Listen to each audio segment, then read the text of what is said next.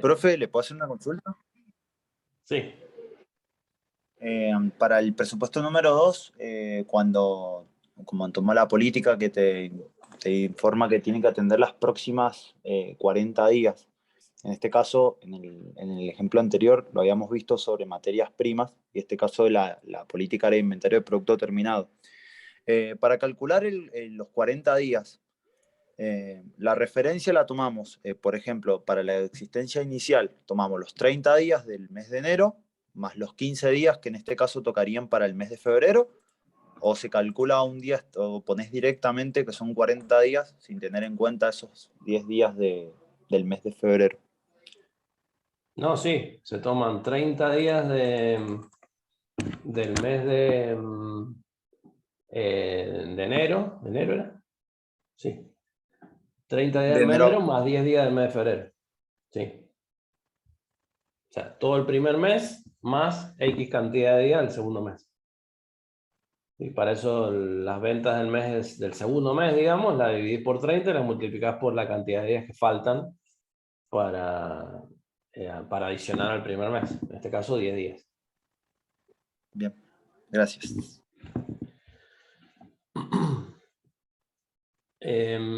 Bien. Después veníamos al presupuesto de compras de materia prima e insumos, donde tenemos la cantidad consumida en la fila 85, ¿sí? Y sacábamos la existencia inicial teniendo en cuenta que la política, o sea, que consideramos acá la política de inventario de materia prima e insumos.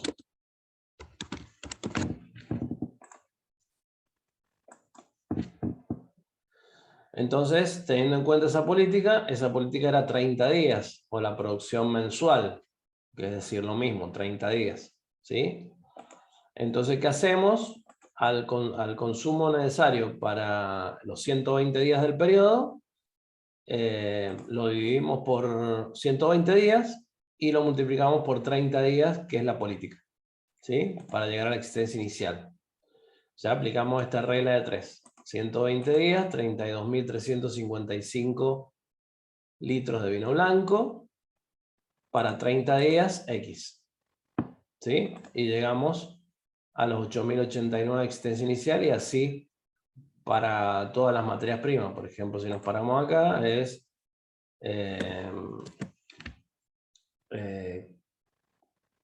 126.600 de consumo del periodo cuatrimestral, digamos, que estamos haciendo, multiplicado por los 30 días de la política. ¿Sí?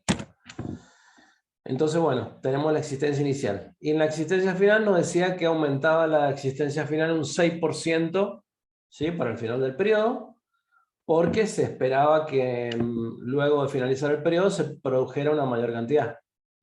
Entonces, aumentaba la existencia final de materia prima e insumo un 6%. Entonces, multiplicamos este valor inicial de la existencia inicial por el 6% más. Y así con cada una de las materias primas e insumos. ¿Sí? Llegamos a las unidades a comprar y determinamos el costo unitario promedio ponderado. Siempre en el presupuesto de compras se calcula el costo unitario promedio ponderado.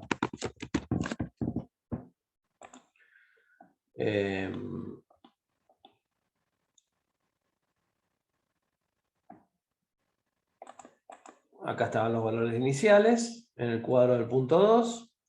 Luego los valores finales, en este caso, aumentaban un 10% para el vino a granel.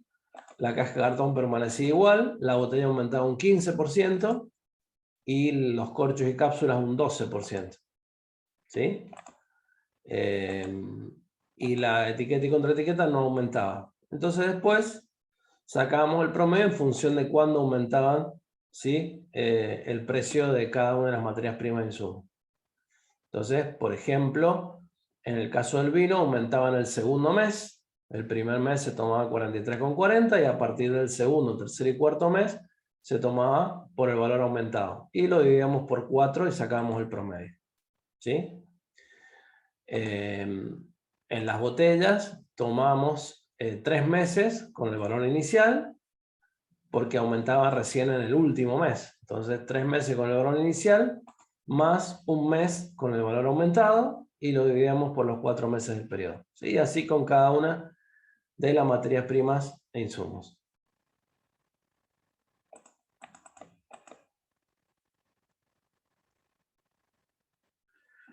Entonces llegábamos a las compras en pesos de cada materia prima e insumo y las compras en pesos totales de todas las materias primas e insumos, en este caso 8.342.725. Eso era el presupuesto de compras. Luego, el presupuesto 5, que también lo habíamos visto, según me dijeron, ya tenemos 3 datos. Esta fila 86, la existencia inicial en cantidades, la copiamos acá. ¿Sí? Lo que está en naranja acá, va en naranja acá. Luego tenemos las compras en pesos, que es esta fila 89, la copiamos acá en las compras en pesos en el cuadro 5. Y la existencia final, lo que está en verde, la copiamos acá en la existencia final en cantidades. Y la existencia inicial en cantidades, la existencia final en cantidades, la multiplicamos por el costo unitario, al inicio y al final. Sin aumento, con aumento. Nunca el promedio como hicimos acá. ¿Sí? ¿Se puede volver a repetir eso? Claro, siempre en el presupuesto 5, que calculamos el costo de la materia prima de insumos, vamos a tener del presupuesto anterior, existencia inicial, compras en pesos, existencia final. Tanto existencia inicial o como existencia final en cantidades. Entonces las tenemos que valorizar, porque queremos sacar justamente el costo de la materia prima con esta fórmula, que va todo en pesos. ¿Sí? Entonces, ¿qué hacemos? A la existencia inicial la multiplicamos por el costo unitario al inicio. A la existencia final la multiplicamos por el costo unitario al final. Sin aumento la inicial, con aumento la final. Nunca el promedio como colocamos en el presupuesto anterior. Bien. ¿Sí? Perfecto. Siempre valor inicial y valor final. Lo mismo que hacemos en el costo estándar. En el costo estándar tomamos, si estamos calculando el costo estándar al inicio, tomamos los valores sin aumento, todos los costos, y si estamos calculando el costo estándar al final del periodo, tomamos los costos con los aumentos, nunca el promedio. ¿Sí? El único lugar que se toma el promedio de las materias primas e insumos es en el presupuesto 4. En el 5, en el costo estándar, cuando tomamos el costo unitario al final del periodo, valorizamos al costo unitario aumentado, nunca al promedio. Entonces, ¿dónde va el promedio? En el presupuesto 4 de materia prima, en el presupuesto 6 de mano de obra. Ahí van los promedios. ¿Sí? ¿Dónde van los costos iniciales y finales? En el presupuesto 5 en materia prima, en el costo estándar. Y también va en el costo estándar en mano de obra el valor inicial o final según el costo estándar que estemos calculando, al inicio o al final. ¿Sí? Bien.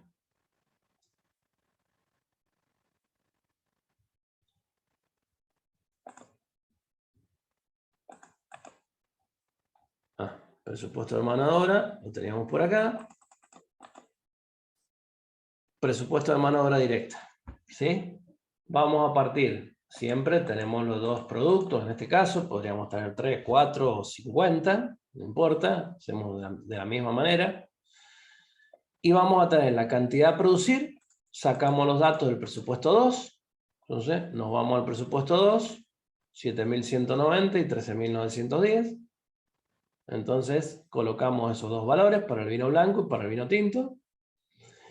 Y esa cantidad de cajas que vamos a producir de vino blanco y de vino tinto la multiplicamos por las horas hombre unitarias. ¿De dónde sacamos las horas hombre unitarias? ¿De dónde? El cuadro de referencia, ¿Del cuadro? referencia de datos adicionales. O me estoy equivocando. ¿Está bien? De los datos adicionales referidos en el punto 3. En este ejercicio está en el 3, claro, acá. Exacto, sobre el blanco, elaboración 1.35, eso sería. Entonces vamos a tomar el blanco 1.35 para elaboración, en el tinto 1.85 para elaboración y 0.65 en fraccionamiento para ambos vinos, para ambos tipos de vinos. ¿Sí? Entonces volvemos al presupuesto 6. 1.35 para el blanco, 1.85 para el tinto en elaboración, 0.65 para ambos el fraccionamiento. Entonces, para tener las horas hombre totales, si esto demoramos en elaborar una caja, para elaborar 7.190 multiplicamos 7.190 por 1,35 y me da la cantidad de horas para elaboración. 7.190 por 1,35. Vamos al momento final y tenemos 7.190 por las horas, lo que se demora en fraccionamiento. Entonces, llegamos a los 4.673, 7.190 por 0.65. Y en el vino tinto hacemos lo mismo. 13.910 por 1.85 me va a dar estas horas totales de elaboración para el tinto, 25.733. Y para fraccionamiento, 13.910 por 0.65. Horas hombre totales, sumamos las dos. Elaboración más fraccionamiento para el blanco. Y acá lo mismo. Elaboración más fraccionamiento para el tinto. ¿Sí? Si miramos las horas hombre totales, es decir, necesitamos 49.155 horas para los dos productos en el cuatrimestre, o sea, en 120 días. Si nosotros vamos a las horas que se necesitan para elaboración y para fraccionamiento, sumamos tinto más blanco, o blanco más tinto, ¿sí? Y me da 35.440 horas en elaboración, blanco más tinto, me da 13.715 para fraccionamiento. Y eso lo multiplico por el costo laboral por hora. De nuevo, acá va el costo laboral promedio. ¿Sí? De acuerdo a los aumentos que se han producido en ese costo laboral. Entonces, me dicen ustedes, porque acá había una diferencia de meses con el turno tarde, y esto es del turno tarde. ¿Cuándo aumentaba el costo laboral? A ver, 9% a partir de... Estaba bien, profe, de febrero y abril. Ah, bien, está bien. Entonces los otros tenían distinto. Febrero y abril. Bien, entonces aumentaba en febrero y en abril. ¿Cómo era el aumento? 9%, ¿sí? Y en abril el 6%. Y era no acumulativo. No era acumulativo. ¿Sí? Entonces, para el costo laboral de febrero vamos a aumentarle el 9% al costo laboral de inicio. ¿De dónde saqué el costo laboral de inicio? De nuevo lo saqué de este cuadro. ¿Sí? En este caso, los dos aumentos, el segundo aumento es no acumulativo. Entonces, me vengo para acá y tengo el costo laboral de febrero es el de principio del periodo por el 9% más. Y acá lo mismo. 167,80 por el 9% más me da 182,90. Y en abril aumenta otro 6. Entonces, si fuera acumulativo, yo haría 178, tomaría este valor, 178,13, y lo multiplicaría por el 6%, por 1,06. ¿Sí? Y obtendría el costo laboral de abril acumulativo. Pero acá no es acumulativo, entonces sumo 9 más 6, tengo un 15% de aumento total. Entonces, a este valor inicial le aumento el 15%. Y tengo el costo laboral de abril.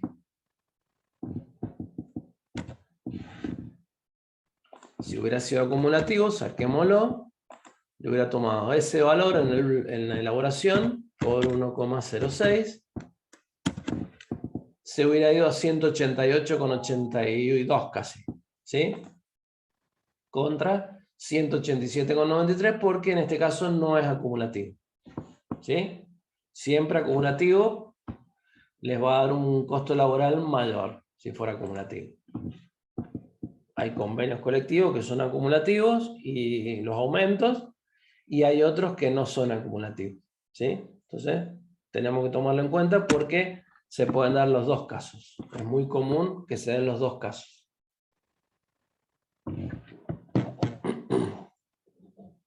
Profe, ¿cómo que se den en los dos casos? Claro, podés tener, digamos, estar frente a una empresa que tenga un convenio colectivo o una paritaria donde el aumento sea acumulativo, o otra empresa donde el aumento sea no acumulativo.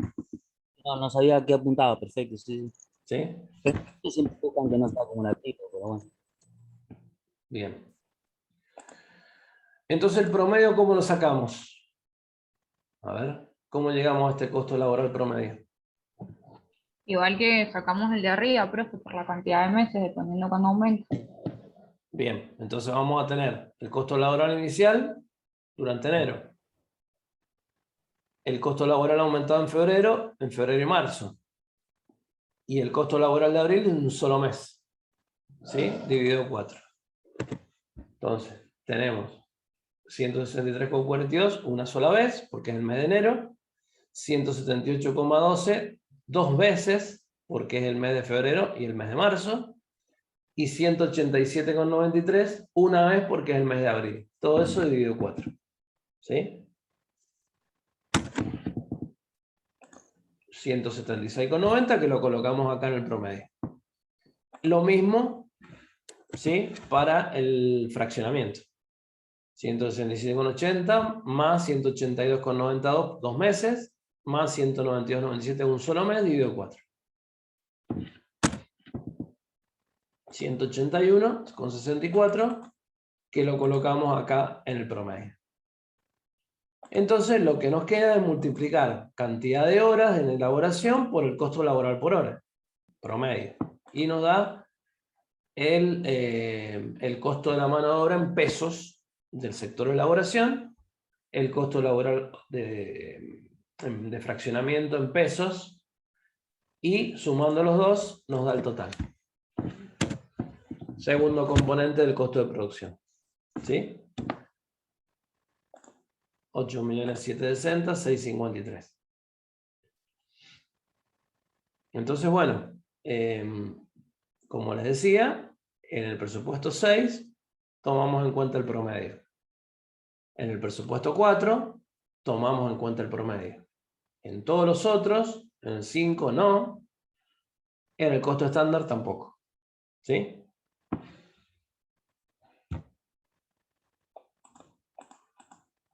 Bien. Vamos a ir al CIF. ¿Qué nos dice con respecto al CIF?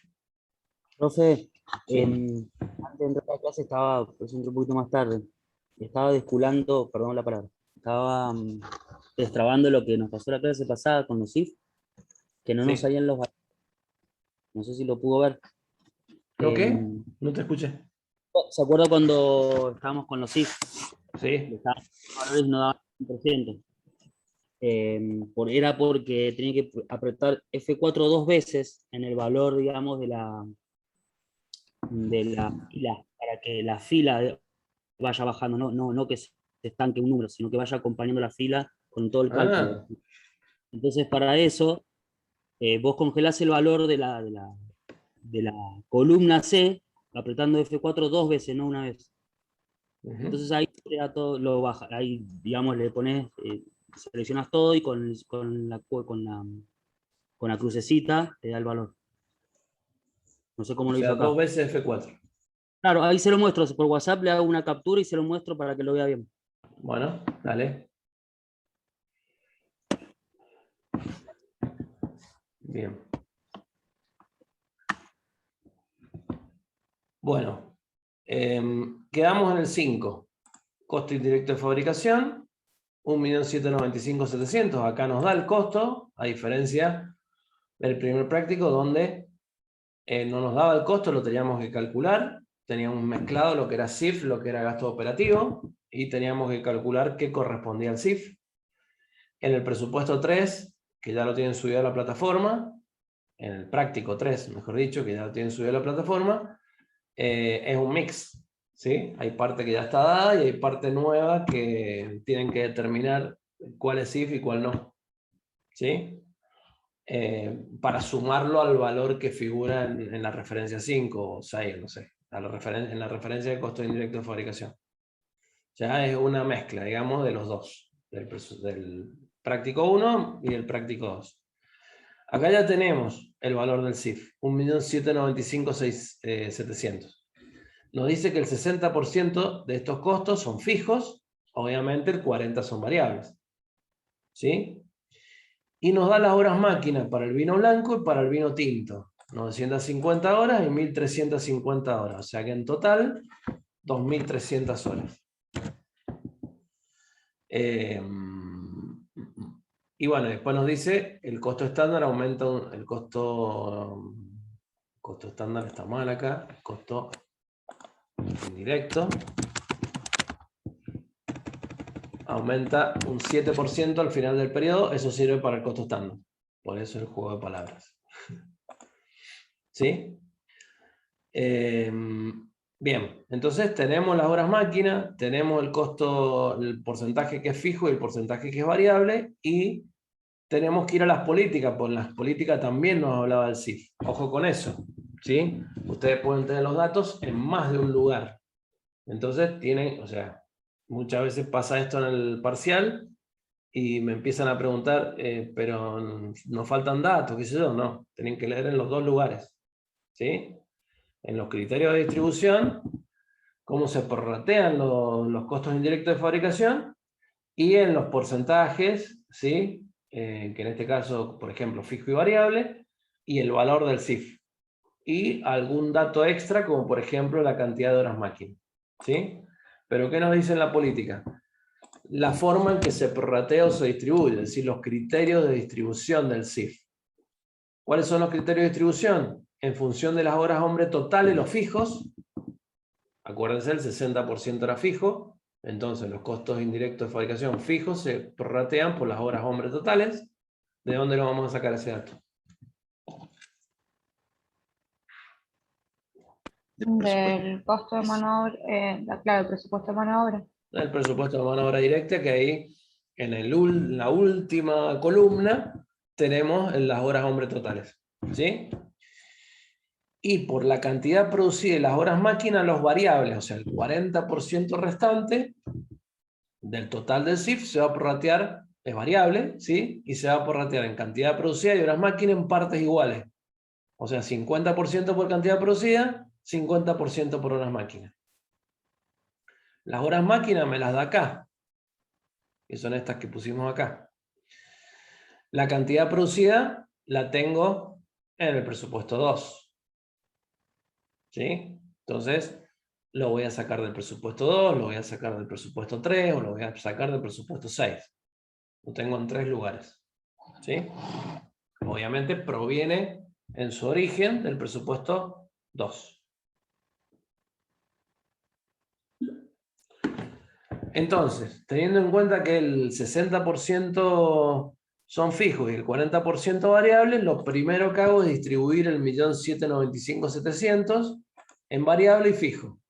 40% variable, 60% fijo. 718.280 y 1.077.420. Voy a distribuir por las horas de mano de obra directa los fijos, este 1.077.420, ¿sí? Entre el Chenin y el Syrah. O sea, entre el Chenin y el Syrah me tiene que quedar 1.077.420, ¿sí? ¿Cómo lo distribuyo? En función de esas horas hombre totales. Entonces, ¿qué hago? Al 1.077.000 lo divido por las horas hombre totales, 49.155, y lo multiplico por las horas que se ocupan en el blanco, 14.380. ¿Sí? Entonces acá 1.077.420 dividido 49.155 por 14.380 del vino blanco. ¿Sí? Y eso me da el CIF de la mano de obra que corresponde al chenin. O sea, la parte fija, digamos, de los CIF. Con el CIRA hago lo mismo. 1.077.420 dividido 49.155 horas totales por las horas que corresponden al CIRA, 34.775. Entonces me da 762.227. Entonces, ¿qué es lo que hice? Dividí el CIF fijo, que era el 60% del CIF total, entre el chenin y el CIRA en función de las horas hombre totales. ¿Sí?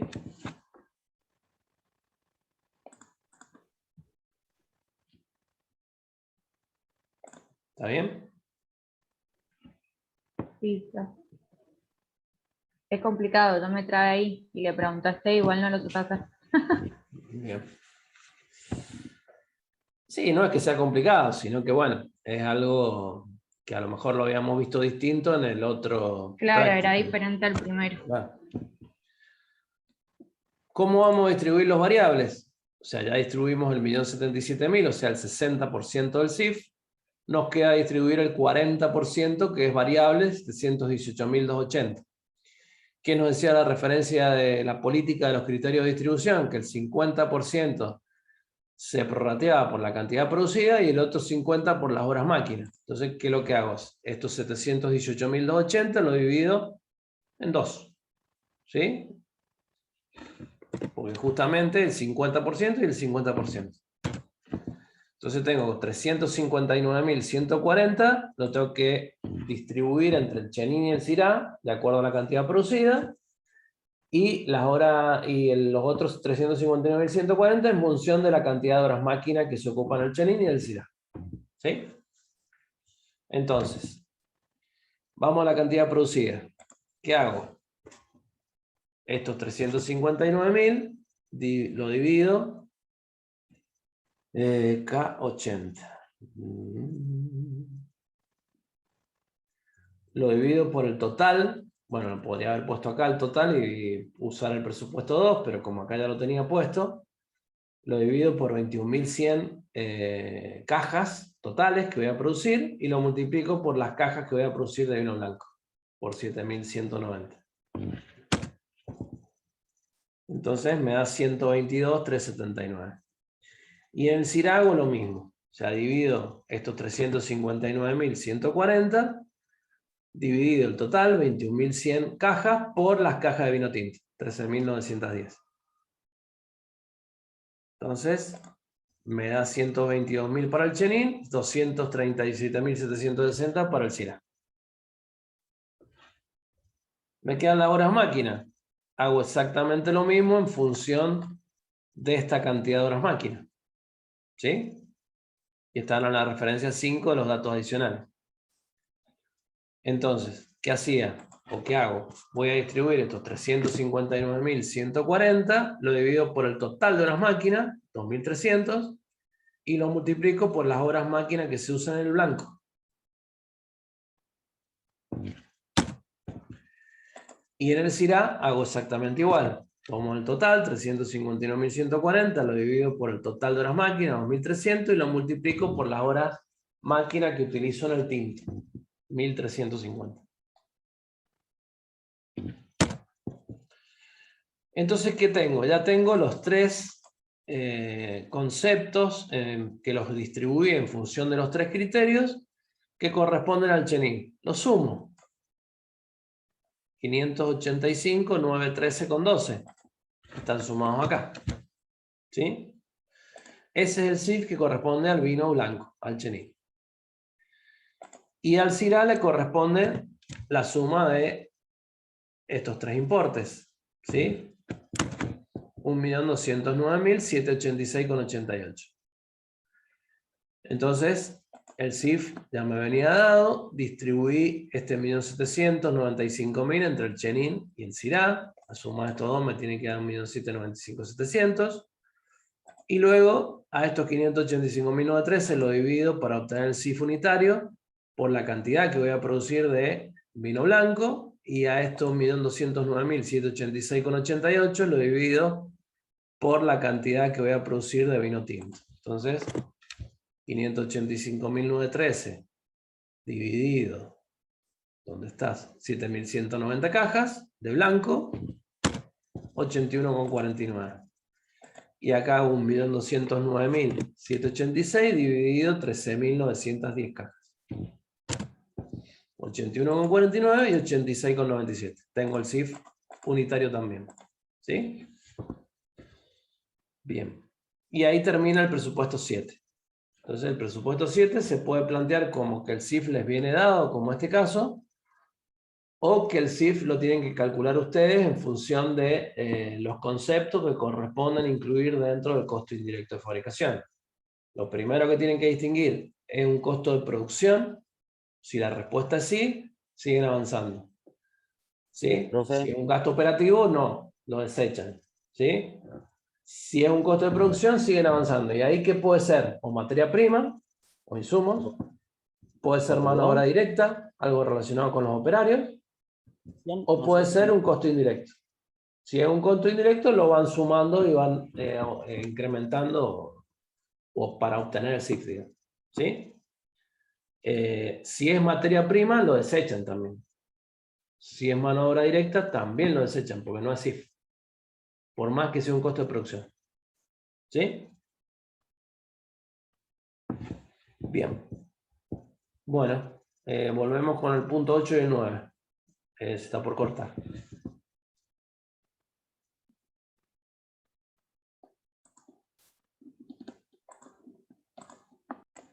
Esas palabritas son clave. Bien. Entonces, costo estándar del vino blanco, costo estándar del vino tinto. ¿Sí? Tomando en cuenta lo que dice esta referencia, que dice el costo estándar se utilizará para evaluar la existencia final y la inicial. En el caso de la existencia inicial, el costo al inicio es 763 y 730,54. Es decir, les da el valor del costo al inicio, pero el práctico les pide que calculen el costo estándar para evaluar las dos. Entonces, para evaluar la existencia final tienen que colocar todos los costos con aumento.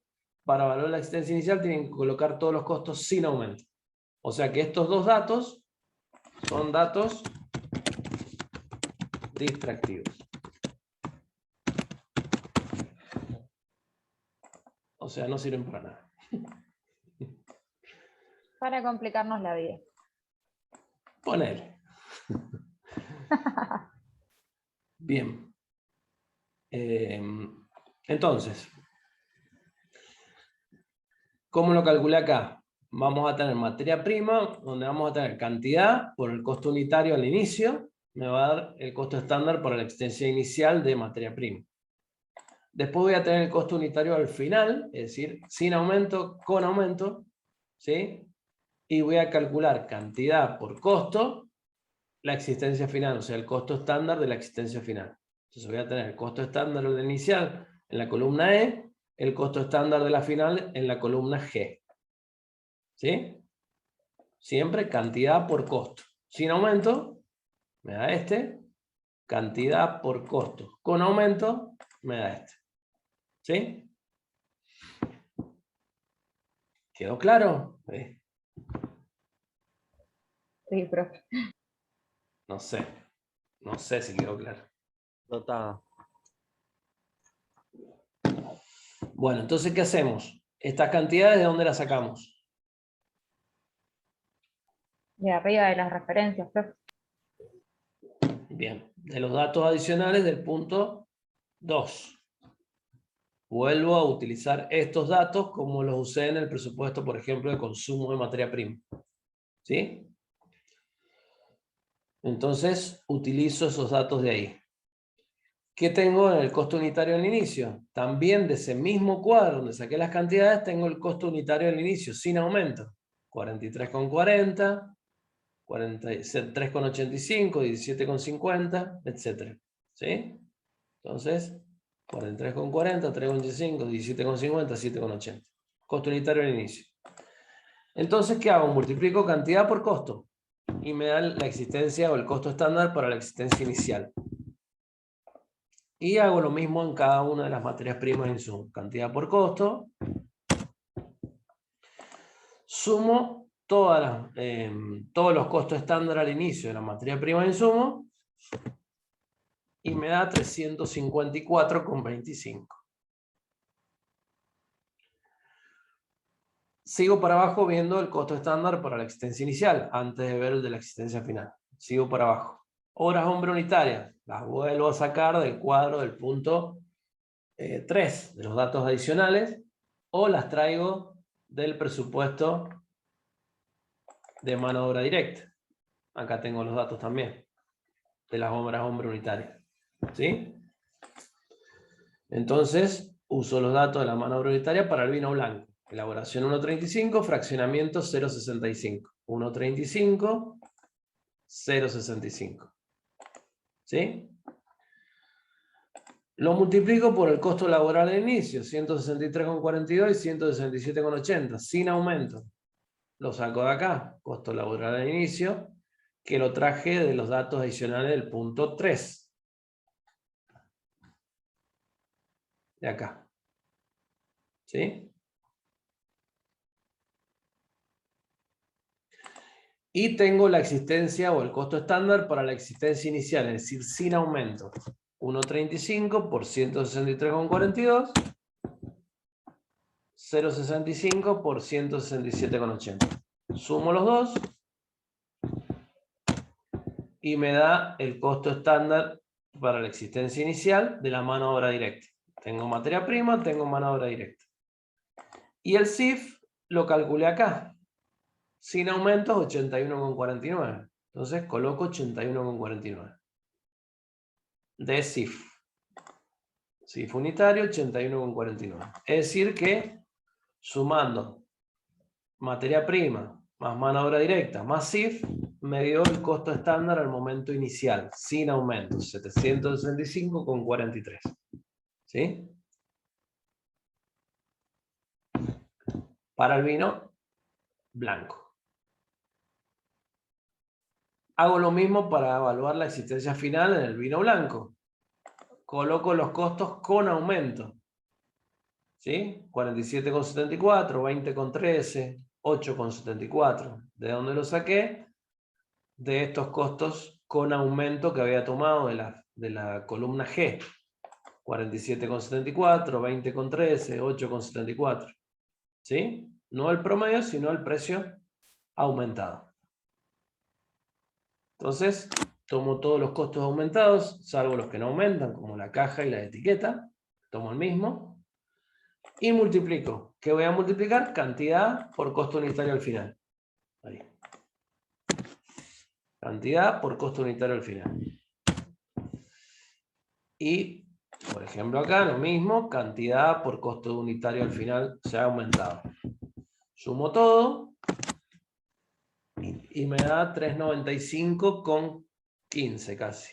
¿Sí? O sea, de 354 aumentó a 395,15. ¿Sí? Porque tengo más. Ahí. Voy al costo laboral al final. Tomo el valor aumentado. Acá tomé el valor sin aumento. Acá tomo el valor aumentado, no el promedio. O sea, el costo laboral a abril, que es el último mes. 187,93 y 192,97. Acá tomé los promedios. ¿Sí? Pero acá tomo el costo laboral del último periodo. 187, 192. Y multiplico horas hombre unitaria por el costo laboral al final, horas hombre unitaria por costo laboral al final. Sumo los dos, me da 379,14 la mano de obra. ¿Qué podríamos hacer acá directamente? Solamente en el caso de la mano de obra directa. ¿Por qué? Porque el aumento fue igual para elaboración que para fraccionamiento. Es muy común que si tenemos en la empresa un solo convenio colectivo, o sea que el personal está bajo el mismo convenio colectivo, hay empresas que no, pero hay empresas que sí, los aumentos sean similares para todos, sean iguales para todos los empleados. no importa el sector donde estén, ¿sí? Entonces, en ese caso, me podría evitar todo esto y decir, bueno, ¿cuánto aumentó el costo laboral en abril? El 9 más el 6, o sea, un 15, porque no, es no acumulativo. Entonces, ¿qué hago? A este valor le aumento un 15 y es lo que saqué acá. Me da 379,14. Lo mismo que acá. ¿Sí? En el caso de que el aumento sea igual para los dos sectores, porque los dos sectores tienen el mismo convenio colectivo, y en el caso de que se dé, digamos, que sea en este caso no acumulativo como en el práctico. ¿Sí? Entonces me dio la mano de obra 379,14. El CIF decía que aumentaba un 7% al final del periodo. Un 7% al final del periodo. ¿Sí? Con lo cual, a los 81,49 le aumento el 7%. Y se me va a 87,19. Con lo cual el costo estándar al final va a ser materia prima, más mano de obra, más CIF, 861,48. Tengo el costo estándar sin aumento al inicio para el vino blanco y tengo el costo estándar al final con aumento para el vino blanco. ¿Cómo sacó el segundo, profe? Perdón, ¿cuánto ha aumentado? ¿Cuál? Ahí lo que le dio 87,19. El 7%. Ah, Lo ok. multipliqué por 1,07.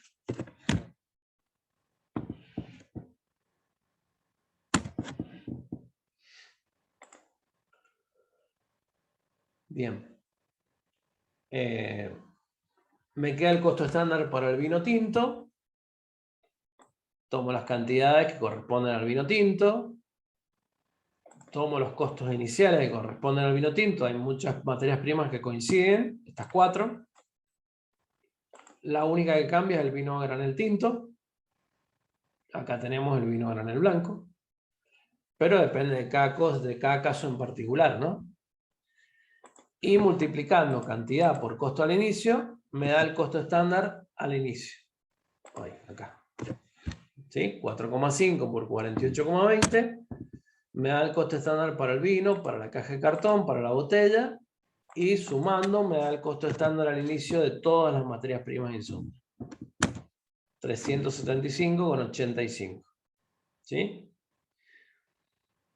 En la mano de obra directa hacemos lo mismo, horas hombre unitarias, 1,85, tomo para el vino tinto elaboración, 1,85, para el vino tinto fraccionamiento, 0,65. Entonces tomo esos dos valores. Y lo multiplico por el costo laboral al inicio, 163,42 y 167,80. Y me da horas hombre por costo laboral al inicio, me da el costo estándar para la mano de obra al inicio, sin aumento. Lo mismo hago acá. Y sumando los dos, tengo el costo estándar de la mano de obra directa al inicio. 411,40.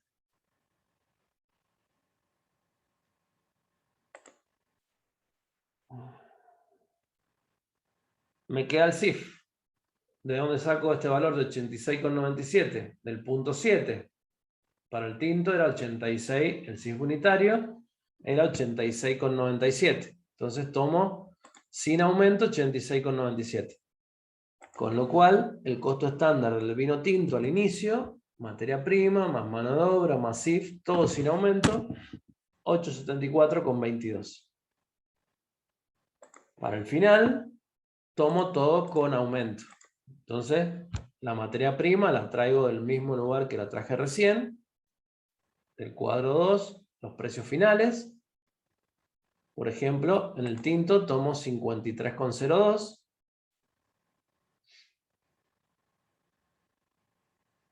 $53,02. Las otras materias primas son exactamente iguales. ¿Sí? O sea que son los costos que tomé aumentados acá mismo. Y multiplico cantidad por costo y me da el costo estándar al final de cada una de las materias primas. Sumando todo, me da el costo estándar de la materia prima al final, es decir, con aumento. 418,91. La mano de obra directa, les dije que lo podíamos sacar en este caso, con estos datos que teníamos, lo podría aumentar al costo estándar al inicio un 15%. Y me daría 473,11. ¿Sí? El mismo valor. Si no, hago horas unitarias por costo laboral con aumento para llegar al costo estándar al final del periodo.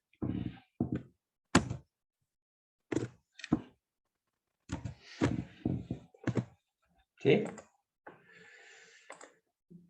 El CIF lo aumento un 7% al CIF inicial.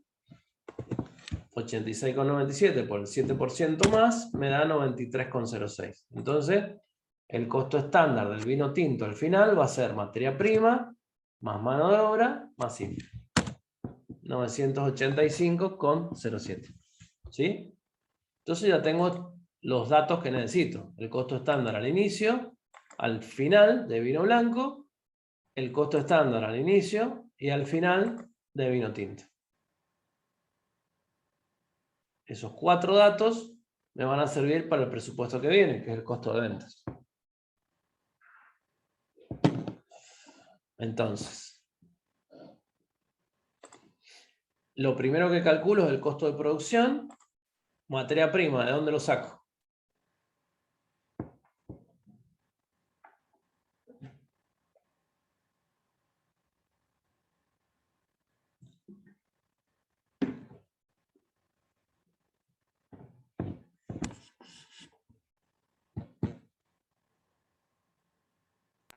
Del presupuesto 5. Del presupuesto 5, exactamente. Me vengo al presupuesto 5 y el costo de la materia prima es el total de todas las materias primas de insumo. 7,989,466. ¿Sí? La mano de obra la saco del presupuesto 6. 8.760.653 del total del presupuesto de mano de obra directa. El CIF lo saqué del dato que tenía. 1.795.700. Ese era un dato que tenía en las referencias. Sumo los 3 y tengo el costo de producción. 18.545.818 y lo pongo acá en la fórmula. ¿Sí? Fórmula de existencia inicial más costo de producción menos existencia final. Entonces ya tengo el primer dato, el que más va a impactar en el costo de ventas. Luego tengo existencia inicial, existencia final. Los costos, ¿de dónde los saqué? Y de lo que acabo de sacar acá. Blanco, inicial, 765,43. Final, 861,48. Tinto, inicial, 874,22. Final, 985,07. ¿Sí? Esos 4 costos que acabo de sacar los utilizo para evaluar la existencia inicial y la existencia final. ¿Qué? Tengo que tomar las cantidades de qué presupuesto. Del de producción. Del de producción. Entonces me vengo al presupuesto 2. Existencia inicial en cantidades, 3.030 cajas. Existencia inicial del tinto, 3.890 cajas. Blanco, tinto. Existencia final, lo mismo. 2020, el blanco, 4.800 del tinto. Existencia final. Multiplico cantidad por costo estándar y tengo la existencia inicial de vino blanco al inicio. Hago lo mismo con el vino tinto. Tengo la existencia inicial de vino tinto al inicio. Sumo los dos y tengo el total de existencia inicial. Estos 5.719.000 los pongo en la fórmula. 5.719.958. ¿Sí? En la final hago lo mismo. Cantidad por costo. Obtengo la existencia final en pesos. Cantidad por costo de vino tinto. obtengo la existencia final en pesos de vino tinto. Sumo los dos, 6.468.541, los coloco en la fórmula. Hago existencia inicial más costo de producción menos existencia final y obtengo el costo de ventas que voy a usar para el presupuesto económico. ¿Sí?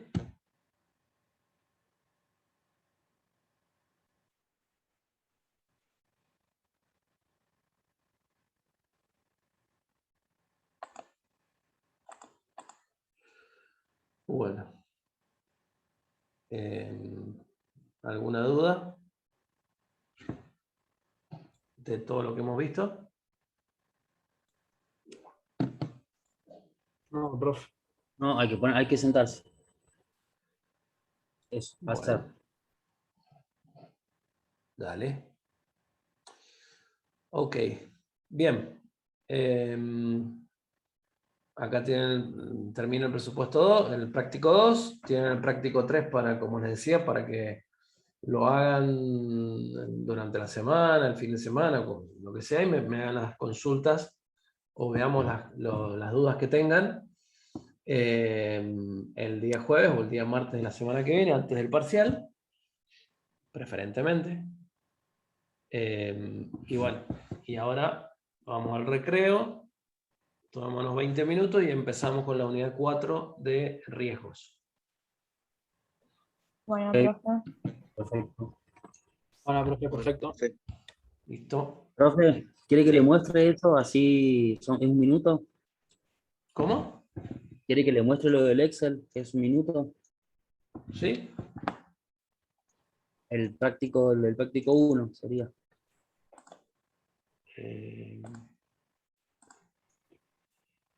Hay participantes. ¿Qué pasó? ¿Qué pasó?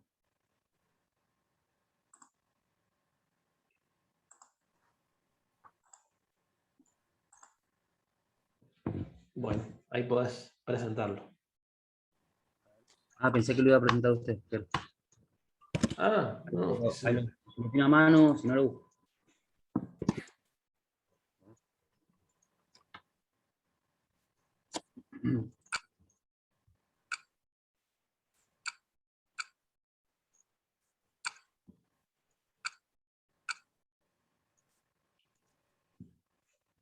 ¿Cómo presento? Viste que arriba o abajo, no sé, te va a aparecer digamos, compartir pantalla. Te va a aparecer. Te aparece desactivar audio, detener video, participante, compartir pantalla. Bien. Y ahí buscas el archivo que lo tenés que tener abierto. Sí, sí, a ver, ahí está. Ahí está. Compartir.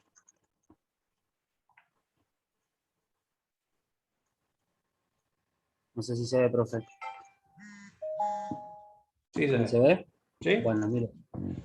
Lo que hice fue lo siguiente. En esta celda, en el SIF, lo que yo Sí. hago es, fíjese el signo peso, que lo pongo delante. O sea, con la función F4, ¿no? Entonces, toco acá, ve que siempre se mantiene este valor sobre la columna C. Lo que nos ocurrió el otro día es que este cálculo lo tomaba de la columna D, y el cálculo de la F lo tomaba de la E, entonces no le daba. Ahora, si usted fija desde el cálculo de acá, fija la columna esta, C, entonces luego lo que hace es, una vez que saca ese cálculo, lo trabaja acá, y luego ahí sí recién puede bajar todo. Y le da todo. Y fíjese que le da 175.480. Bueno, este le da el 100. 165.960. ¿Ve, profe? Ujú. Eso. Simplemente en esta función, cuando lo pone, cuando hace el cálculo, en este valor, en C, le Ujú. activa la función F4 dos veces, toca el F4 dos veces, y se pone el signo delante de pesos, adelante de, digamos, del C160, y ahí lo que hace es siempre, fíjese que calcula sobre la misma fila, pero Ujú. fija ese valor. Está bien. Eso, profe. Bien. Ok. Bueno, espero haber ayudado. Bueno, ahora te tenés que salir de la reunión. Vos tenés que finalizar la reunión. Ah, bueno. ¿Cómo hago? Dejar de compartir. Ahí está, profe. Ahí está. Ya está, ¿no? ¿No? ¿No? A ver. ¿Tenés un botoncito de salir o tenés al costadito, tenés finalizar reunión? Ah, yo finalizo. Listo, nos vemos en un rato, profe. Dale. Chau, chau.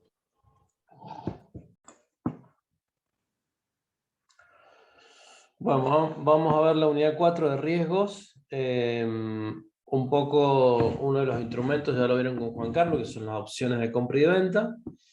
En primer lugar, en la unidad vamos a analizar, bueno, los conceptos de riesgos y es mucho más abarcativo el riesgo financiero, pero tiene que ver con los riesgos que tiene una empresa o que tiene un particular inversor cuando se dedica a invertir en activos, ¿sí? Y los distintos tipos de riesgos internos, externos a la empresa que tiene ese inversor o que se dan en una empresa, ¿sí? Vamos a analizar los tipos de riesgo, vamos a ver y vamos a ver en el segundo término cuál es la gestión del riesgo, o sea, cómo se gestionan esos riesgos, que una de las formas de gestionarlos a través de las opciones de compra y de venta que ustedes ya vieron. Otra, por ejemplo, es mediante la diversificación que ustedes aplicaron al simulador, y otra es con los contratos futuros, ¿sí? Con contratos futuros, con contratos swap, que son los que vamos a ver. Bueno, les tengo un ejemplo, digamos, para que lo veamos. Pero bueno, vamos a empezar primero con los distintos tipos de riesgo a los que está sometida una empresa.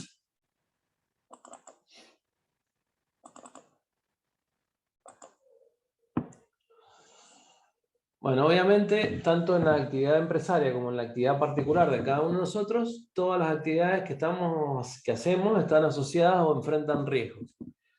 Es algo que va en conjunto con la actividad empresarial o que va en conjunto con la vida de cualquier persona. Supónganse, ustedes tienen un auto, salen con el auto a la calle y enfrentan riesgos de chocar, de que se lo roben, de que se incendie el auto, lo que fuera, ¿sí? Lo mismo con el tema de la propiedad. Pueden enfrentar un riesgo de robo, de incendio, entre otros riesgos que enfrenta una propiedad. Bueno, en las empresas pasa lo mismo, ¿sí? Se enfrentan distintos riesgos, con lo cual el directivo, dentro de las funciones del directivo financiero, es conocer cuáles son los riesgos, determinar qué magnitud tiene, o sea, cuál es el valor, ¿sí? Determinar cuáles son los activos y pasivos expuestos a riesgo, calcular su valor, el valor que está expuesto a riesgo. Por ejemplo, si nosotros tenemos un préstamo y ese préstamo tiene una tasa variable, podemos calcular cuál es el riesgo que enfrentamos si la tasa aumenta, ¿sí? Cuánto más vamos a tener que pagar de intereses si esa tasa variable aumenta a lo largo del préstamo, ¿sí? Entonces, determinar qué activos y pasivos están expuestos al riesgo, calcular el monto estimado, obviamente, de riesgo asociado a un activo o un pasivo, y utilizar distintos instrumentos para tratar de minimizar o gestionar el riesgo. Nunca los riesgos se pueden eliminar, ¿sí? Sino que se pueden minimizar y reducir, pero nunca eliminar, ¿sí?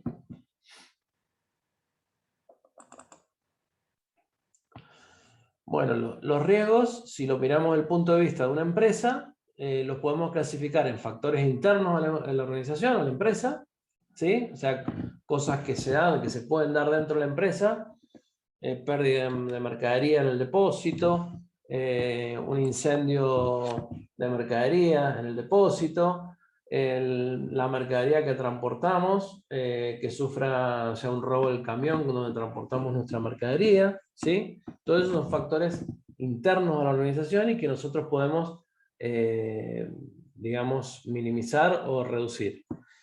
Y puede haber factores externos a la empresa que tengan que ver con su entorno, ¿sí?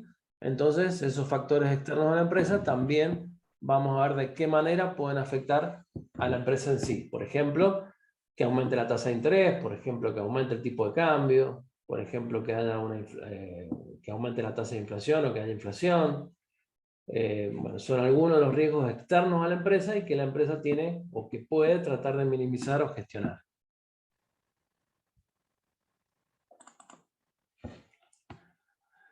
¿Qué significa un riesgo? Siempre cuando hablamos de riesgo hablamos de la posibilidad de tener un resultado distinto al que planificamos, ¿sí? Nosotros cuando planificamos las actividades de la empresa podemos decir, bueno, las actividades de la empresa o las variables principales de la empresa se van a mover en este sentido y van a tener este valor estimado, ¿sí? El riesgo es la posibilidad de que el resultado que estimamos sea distinto, bastante distinto o medianamente distinto a lo que nosotros habíamos planificado. Entonces debemos distinguir entre riesgo e incertidumbre, ¿sí?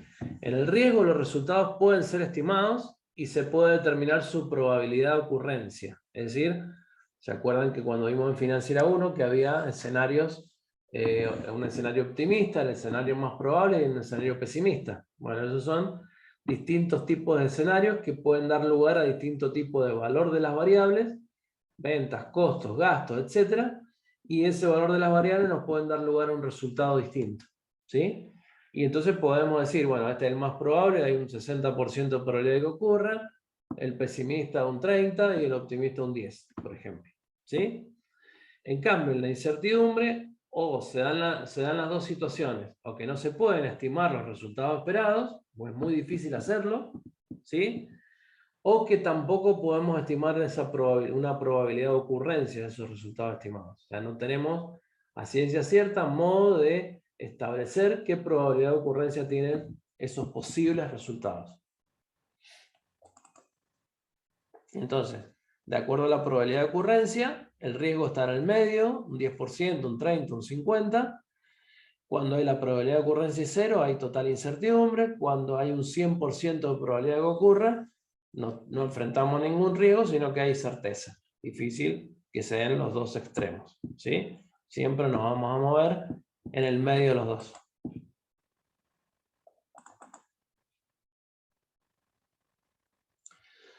Bueno, acá podemos hacer dos clasificaciones. Una que vimos recién, que era según el tipo de factores, internos o externos. Podemos dividir los riesgos en sistemáticos. Sistemáticos son externos a la organización. O específicos, que son riesgos internos a la organización. Y según la cantidad de activos a evaluar, podemos decir que hay un riesgo del activo en particular, ¿sí? Las acciones tienen un riesgo determinado, en la variación del precio de cotización, por ejemplo. Los bonos tienen otro riesgo asociado, que tiene que ver con la posibilidad de que el gobierno no pague, por ejemplo, los bonos. Y hay un riesgo de cartera, se le llama cartera de inversiones, lo que ustedes están haciendo en el simulador, ¿sí? Invertir en más de un activo. Puede ser el mismo activo, pero distintos tipos de acciones, por ejemplo, o pueden ser distintos tipos de activos, algunos con renta variable, como las acciones, o los CDR, algunos con renta fija, como los bonos públicos o las obligaciones negociables, ¿sí? Y bueno, y ahí van teniendo un riesgo de cartera o de un conjunto de activos.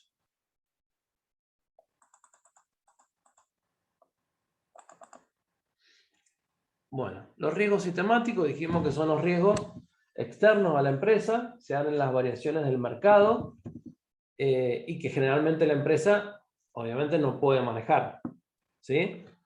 Este tipo de riesgo va a poder minimizarlo utilizando algunos instrumentos para gestionar el riesgo, como pueden ser opciones, como pueden ser contratos futuros, como pueden ser contratos swap, etc. ¿Sí?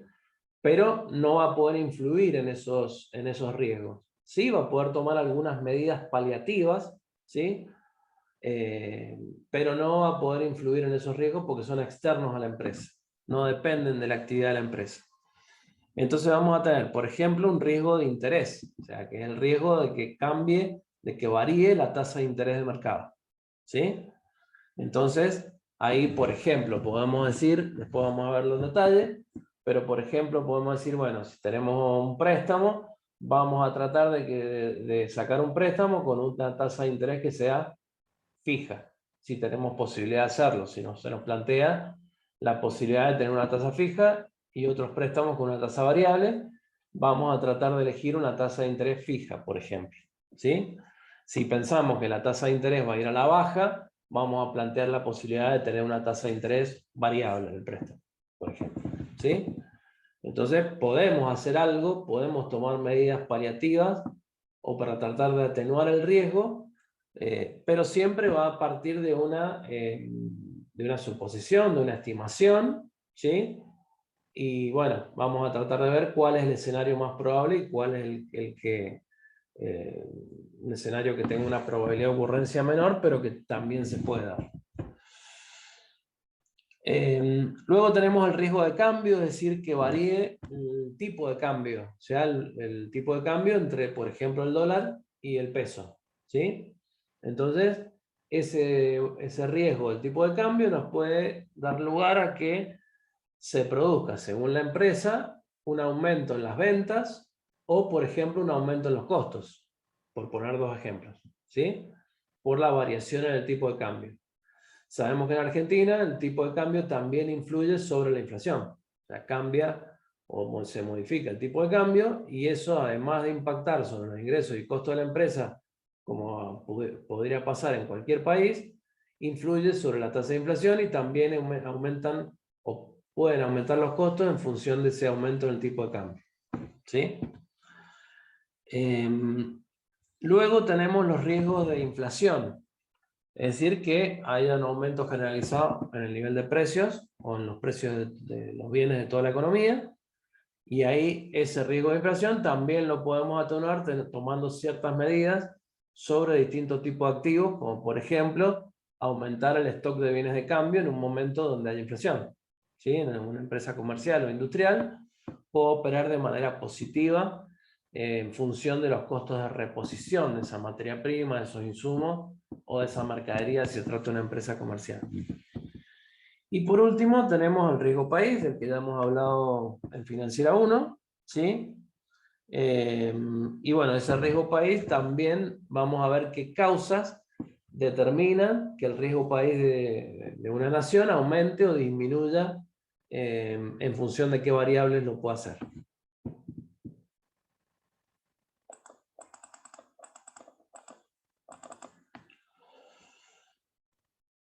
Luego tenemos los riesgos específicos, que son los riesgos internos a la empresa, ¿sí? En los que la empresa sí puede influir con mayor razón, con mayor énfasis, ¿sí? Donde tenemos el riesgo del negocio, también lo vimos en Financiera 1, en una empresa industrial, cómo está formado el riesgo del negocio.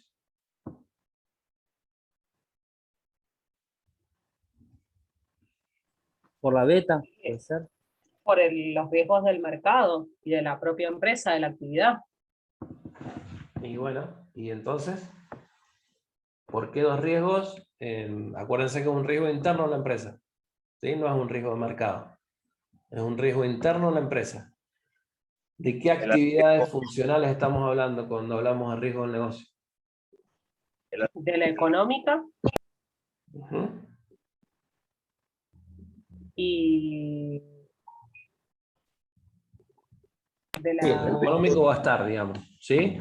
Pero cuando hablamos de negocio, hablamos del riesgo operativo o de producción, ¿sí?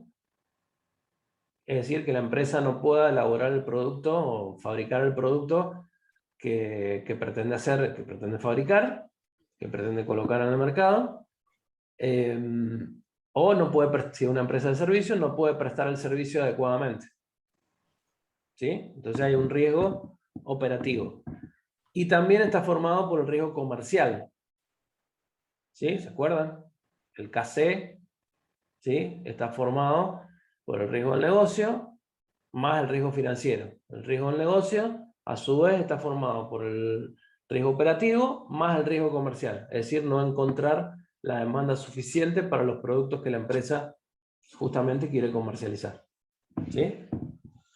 Y acá podemos tener riesgo económico, riesgo de abastecimiento de materia prima, de insumos, de mercadería, entre otros, ¿sí? Ya lo vamos a ver en detalle. Luego tenemos el riesgo financiero que está causado por el endeudamiento, básicamente, ¿sí? Entonces la empresa se endeuda y si el endeudamiento deja de ser moderado, de acuerdo a lo que vimos en Financiera 1, se va incrementando el riesgo financiero. Cuando es moderado, el riesgo financiero es bajo. Cuando deja de ser moderado, el riesgo financiero se empieza a incrementar más que proporcionalmente. Luego tenemos el riesgo de crédito, ¿sí? Que lo podemos ver de dos puntos de vista. En la relación comercial cliente-proveedor, el riesgo de crédito va a estar dado porque si le damos un crédito a un cliente, tenemos que tomar en cuenta la posibilidad de que ese cliente no nos pague, ¿sí? Y a su vez, si la empresa emite acciones, bonos o algún título público, algún título valor, mejor dicho, en el mercado, tiene un riesgo crediticio, una puntuación crediticia dada por una calificadora de riesgo, ¿sí? Entonces, se puede ver de los dos puntos de vista. Luego tenemos el riesgo de liquidez. ¿Qué significa riesgo de liquidez? Significa que la empresa puede tener activos líquidos, ¿sí? Que no pueda transformar rápidamente y en forma adecuada y con el valor adecuado en dinero en efectivo. Entonces, ese es el riesgo de liquidez. Por ejemplo, si queremos vender un inmueble y ya lo hemos decidido, planteamos un objetivo. Bueno, vamos a vender el inmueble para obtener el dinero dentro de los 3 meses, dentro de 90 días. Y queremos obtener por la venta de ese inmueble tanta plata. Bueno, el riesgo de liquidez está dado en que no lo podamos vender dentro de los 90 días, ¿sí? Que tomamos más tiempo para venderlo, y si lo vendemos dentro de los 90 días o dentro de más tiempo, o no obtengamos la plata que queremos obtener, ¿sí? Ese es el riesgo de liquidez. Y después tenemos otros riesgos, fundamentalmente en la actualidad, los riesgos ambientales. Pueden ser riesgos climáticos también, podemos tener riesgos que no dependan de la empresa, como puede ser un terremoto, bueno, algún factor externo, digamos. Pero básicamente dentro de otros riesgos tenemos los riesgos ambientales, o sea, no tomar en cuenta el medio ambiente en el proyecto y que ese proyecto fracase por no tenerlo en cuenta, ¿sí? Por ejemplo, las mineras que quisieron actuar en Mendoza hace 2 años atrás, y bueno, y por el tema del agua, la población rechazó, en gran parte, rechazó esos proyectos y no pudieron realizar, o sea, no tuvieron en cuenta ese impacto ambiental que iban a causar en la provincia, ¿no? Por poner un ejemplo.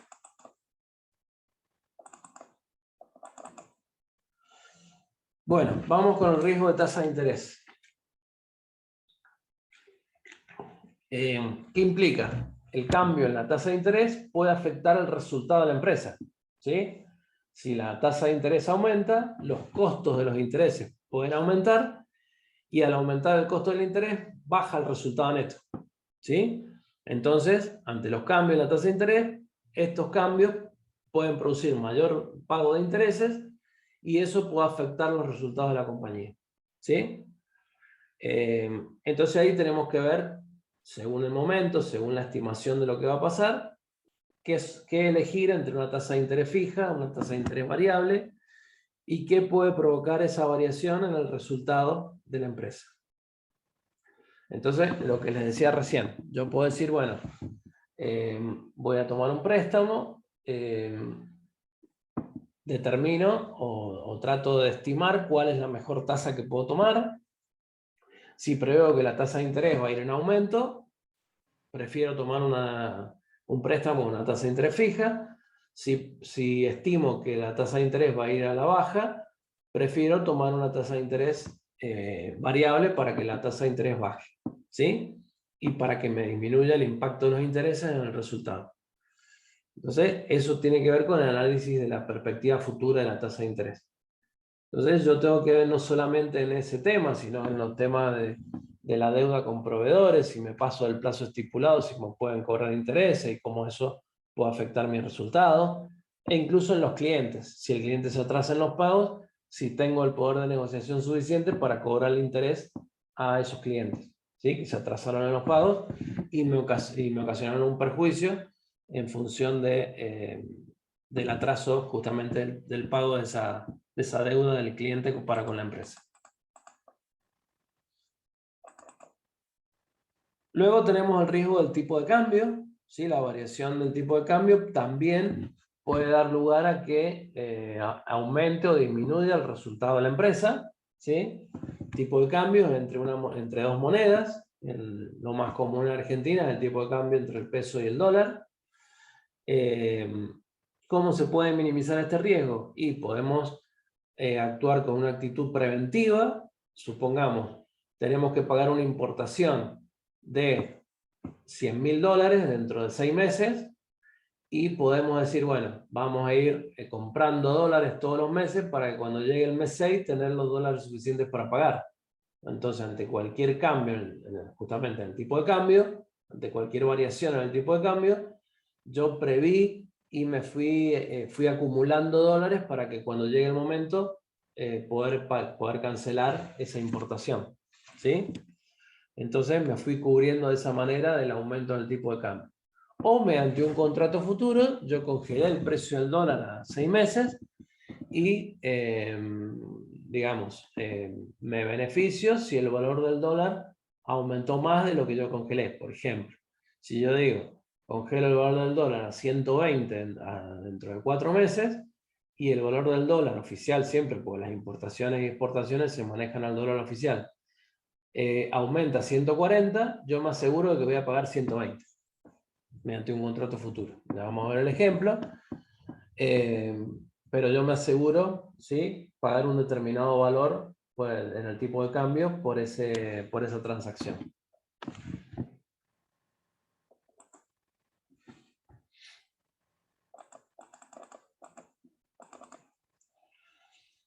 Bueno, vamos a los riesgos de inflación. Aumento generalizado en el nivel de precio de la economía, y esto puede causar la desvalorización de algunos activos. La que les planteé recién de los bienes de cambio puede ser una desvalorización importante. ¿Por qué?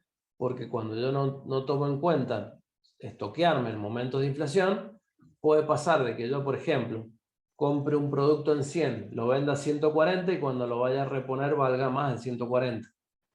¿Sí? Entonces salgo perdiendo. En un primer momento pensé que lo compré a 100, lo vendo a 140, voy a ganar plata, pero cuando lo voy a reponer, si no tengo stock, pierdo ese dinero, tengo que poner más plata para reponer el producto, ¿sí? Entonces, estoquearme en bienes de cambio me permite manejar el tema de los costos de reposición más adecuadamente, ¿sí? Porque anticipo la compra y no espero a vender para reponer el producto, ¿sí? Pero también puede pasar en cuentas a cobrar. Por ejemplo, si yo le doy una condición de pago a un cliente de 90 días, le doy una condición 90 días, fecha de factura, si hay inflación yo me estoy arriesgando que cuando lleguen los 90 días y la inflación fue el 5% mensual, por ejemplo, perdí más del 15% de lo que tenía que cobrar, en términos reales. ¿Sí? Lo cobro el importe que está en la factura, pero en términos reales me significa mucho menos dinero porque la inflación me afectó la cobranza que tenía que hacer. Profe, y perdón que lo interrumpa. ¿Sí? Sí. Entonces, ¿cómo ajusta esa diferencia, digamos? Digamos, si vos le das condición de pago a 3 meses, ¿cómo ajustas? O si en el momento que vos le diste la condición de pago a 3 meses ya perdiste, si vivís en un país como la Argentina, o existen algunas variables que yo pueda utilizar o herramientas como para no salir perdiendo. Sí, vos, a ver, ¿qué podés hacer en ese caso? Podés decir, bueno, te doy 90 días, pero la inflación se disparó 5% mensual, y le hablas con el cliente y le decís, bueno, te voy a dar menos días. ¿Sí? O te voy a incrementar te voy a cobrar una tasa de interés por darte 90 días. Claro, yo se me Depende ocurrió de esa la posibilidad que tengas para hacer esa negociación, sí. pero es una forma. Otra forma es aumentar el costo. Claro, aumentar el costo o le pones una tasa, un interés que depende mucho de la espalda, como dice usted, y la primera no la entendí. Dijo menos 10, algo menos 10, no entendí la primera. No, a ver, vos podés decir, bueno, en vez de darte 90 días, hablo con el cliente, le digo, bueno, la inflación se disparó 5% mensual, si para mantenerte el precio te puedo dar 45 días o 30 días. ¿Sí? Perfecto. Entonces, el cliente, está en el cliente decir sí o no, Y si me dice no, bueno, 90 días que te cobro una tasa de interés de tal porcentaje. Bien, es charlable. Perfecto. ¿Sí? O sea, es parte de la negociación o de la relación comercial cliente-proveedor. ¿Sí?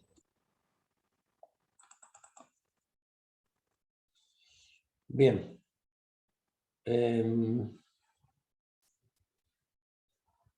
Obviamente en las cuentas a pagar también se puede hacer esa negociación en contrario. ¿Sí? Si yo tengo un proveedor, puede pasar de que si el proveedor me da, qué sé yo, 60 días y hay inflación o la inflación es alta, yo puedo salir ganando si me tomo los 60 días para pagar, porque yo estoy pagando en términos reales un valor mucho menor.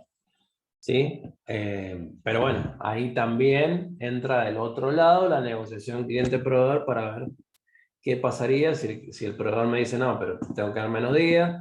Depende siempre del poder de negociación en esa relación cliente-proveedor. ¿Sí? Pero afecta en sentido contrario a lo que sería una cuenta a cobrar.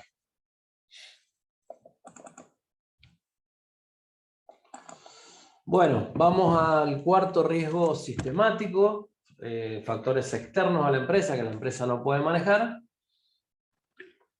y que es el riesgo país. El riesgo país ya lo vimos en la unidad 4 de Financiera 1 el semestre pasado. Y bueno, y está dado por, si es el Estado, por ejemplo, que va a emitir un bono, un título público, va a pagar una sobretasa que está dada por el riesgo país. Entonces, por ejemplo, si el riesgo país es 700 puntos básicos, va a pagar una sobretasa del 7% en relación a lo que pagan los bonos del Tesoro de Estados Unidos. Si los bonos del Tesoro de Estados Unidos pagan el 1%, el país que tenga 700 puntos básicos va a pagar el 8% de tasa de interés, como pasaba, por ejemplo, en el año 2016-2017. ¿Sí? Ese es el diferencial de tasa que se paga si estamos hablando del riesgo país que enfrenta una nación. ¿Sí? Si estamos hablando del riesgo país que enfrenta un inversor por hacer una inversión en un país determinado, por ejemplo en Argentina, es la rentabilidad adicional que va a querer ganar ese inversor por invertir o hacer un proyecto en Argentina. ¿Sí? Entonces, ese inversor va a querer ganar una tasa adicional de rentabilidad. Por ejemplo, si en países centrales la tasa de rentabilidad en Estados Unidos, los principales países de Europa, la tasa de rentabilidad habitual es, supongamos, entre el 6 y el 10%, en Argentina ese mismo proyecto va a querer ganar, si es 700 puntos básicos, sabemos que ahora es mucho más alta, va a querer ganar un 7% más que lo que obtienen esos países centrales. ¿Sí?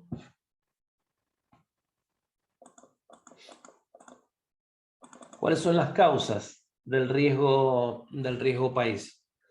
Tenemos un riesgo país en sentido amplio y tenemos un riesgo país en sentido estricto. En sentido estricto tiene que ver básicamente con la posibilidad que tiene el país, con las reservas que tiene el país. ¿Sí? Esas reservas van a permitirle pagar la deuda externa y van a permitir que las empresas que están en el país y que actúan en el país, que son extranjeras, puedan girar divisas al exterior. ¿Sí? Puedan girar parte de sus utilidades al exterior. ¿Sí? En sentido amplio se suman otros dos conceptos, que son el riesgo económico-financiero y el riesgo político. ¿Sí? Entonces, ¿qué tenemos en el riesgo económico-financiero? Y los principales índices de la macroeconomía de un país, el crecimiento, la tasa de inflación, la tasa de desocupación, el nivel de empleo, el nivel de ingresos de la población, todo eso va a afectar o va a causar un riesgo económico para los que realicen inversiones en ese país. El riesgo financiero tiene que ver con la posibilidad de acceder a financiamiento. ¿Sí?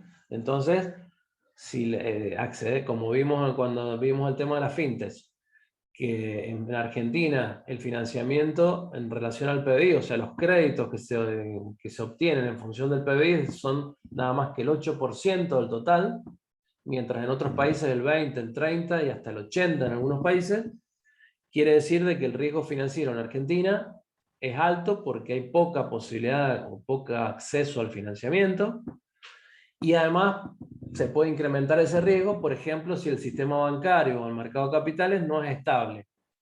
En caso de que haya posibilidad de corridas bancarias, por ejemplo, el riesgo financiero se incrementa. ¿Sí? Entonces, ese riesgo económico financiero es una de las causas que impacta en el numerito del riesgo país. Cuando dice Argentina tiene 1.690 puntos básicos, bueno, uno de los factores que impacta en ese número, el 1.690, es el riesgo económico y financiero. El segundo riesgo es el riesgo político. Y ahí tenemos varias cosas que pueden influir en el riesgo político. Primero, la estabilidad del país, la estabilidad política. Es decir, no es lo mismo un país que esté en democracia que un país que no esté en democracia. No es lo mismo Venezuela, ¿sí? Con el gobierno y las elecciones que tiene, de Argentina, por ejemplo, de otros países que tienen un régimen democrático más aceitado. ¿Sí? No es lo mismo la estabilidad de los gobiernos, como se ha logrado en los últimos años, que lo que pasó en el 2001, donde cambiaron 7 presidentes en 10 días. ¿Sí? No es lo mismo. El riesgo político está impactado por esas razones. Lo segundo es el riesgo social dentro del político, es decir, la posibilidad de manifestaciones, de cortes de rutas, de saqueo de supermercados, bueno, todo lo que puede llevar a cabo movimientos sociales, etcétera, etcétera, puede significar un aumento del riesgo político de un determinado país. Y el tercer elemento es la estabilidad de las normas jurídicas. ¿Sí? Un país que tiene estabilidad de normas jurídicas, donde el inversor sabe que va y las normas jurídicas no le van a cambiar de un día para otro, con tanta facilidad, el riesgo político baja. ¿Sí? Si es un país que permanentemente está cambiando las reglas de juego y las normas jurídicas, entonces el riesgo político se incrementa. ¿Sí? En sentido estricto tenemos el riesgo soberano, que hablamos que en sentido estricto es el tema de tener las reservas suficientes. El riesgo soberano está cuando un país se declara en default.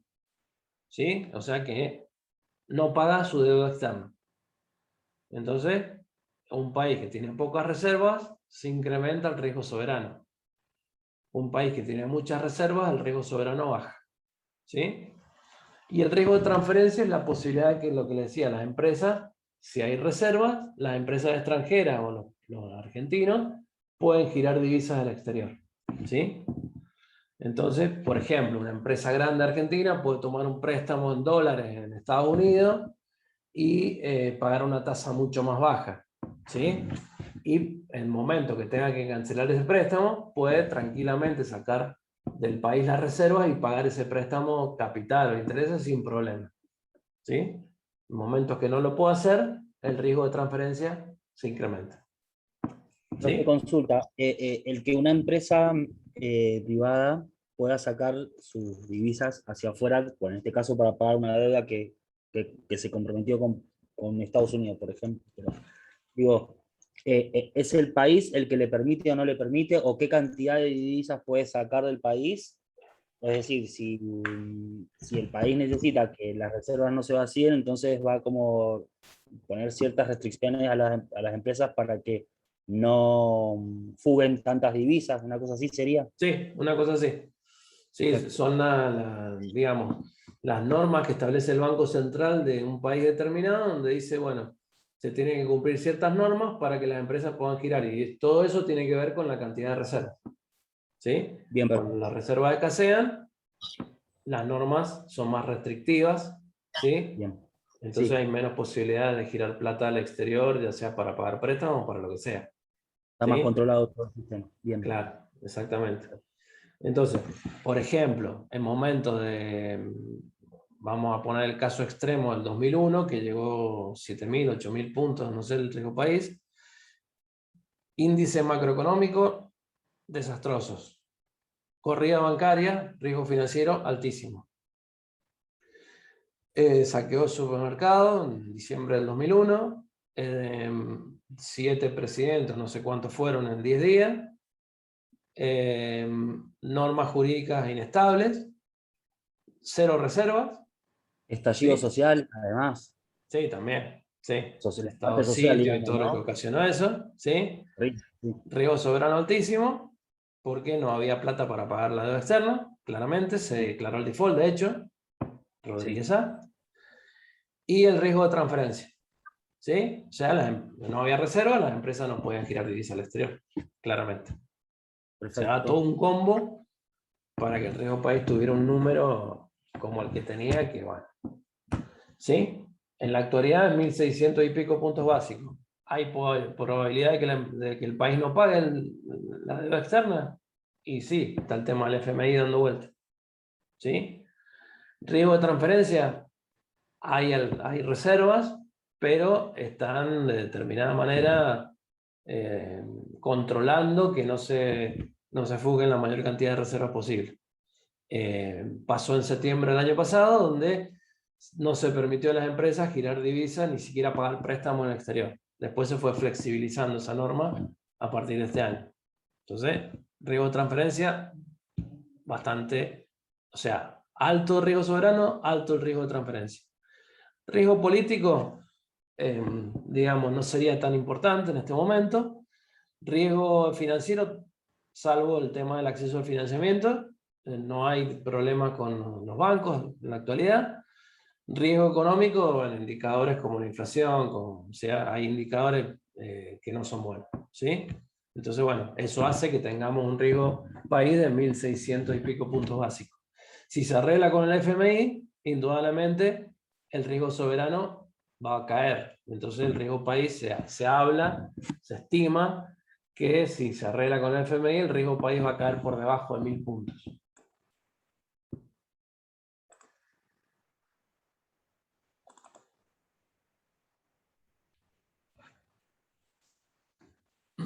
Bueno, entonces decíamos que, esperen que hay gente que está entrando,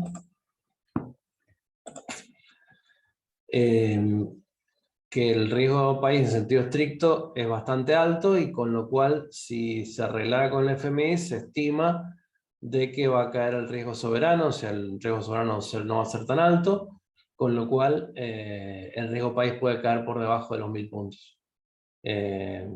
Hace rato que Argentina no tiene menos de 700 puntos básicos, ¿sí?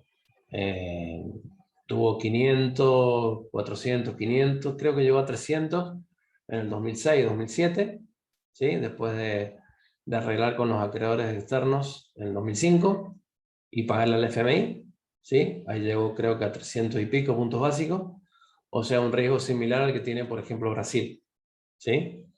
Pero bueno, siempre el riesgo, en ese momento no había tanto riesgo económico porque el país estaba creciendo, había una inflación de un dígito, ¿sí? El riesgo político no era alto, o sea, en ese momento estábamos a la altura de Brasil, digamos, en el riesgo país. Pero bueno, después, nunca, de hace 10 años o un poco más, no tenemos un riesgo país por abajo de 500. Siempre 500, 700, 800, 600. Pero nunca hemos bajado de ahí, ¿sí?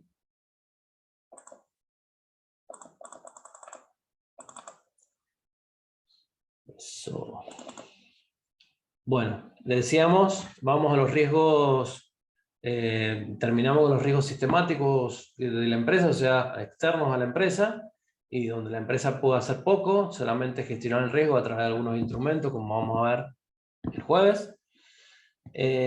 Pero también vamos a ver los riesgos, digamos, internos a la empresa, donde vamos a tener el riesgo del negocio, el riesgo financiero, el riesgo de crédito y el de liquidez. El riesgo del negocio va a estar dado por las actividades principales de la empresa, lo que hablábamos recién, que son el riesgo de operaciones, de poder fabricar o elaborar un determinado producto, de prestar un determinado servicio adecuadamente, en tiempo y forma. Y el riesgo comercial, es decir, de conseguir la demanda, ¿sí? Los clientes para que me compren la cantidad que la empresa ha estimado como probable para vender, ¿sí? Entonces, bueno, estos son los riesgos del negocio a que está sometido una empresa.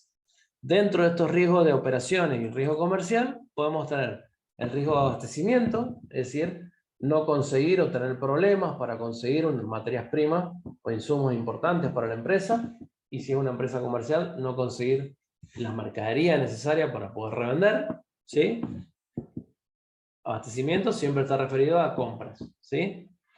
El riesgo económico propiamente dicho, es decir, no alcanzar la rentabilidad esperada, o sea, no tener una rentabilidad acorde con lo que se espera o con lo que los inversores esperan de la empresa.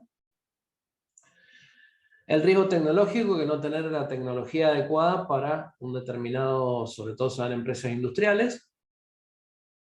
No tenemos el riesgo tecnológico adecuado para producir nuestros productos, o en empresas de servicios, como por ejemplo la parte de e-commerce, web, todo el o sea, la venta online, digamos, o en la fintech, todo el tema tecnológico que va por atrás, de la industria del conocimiento.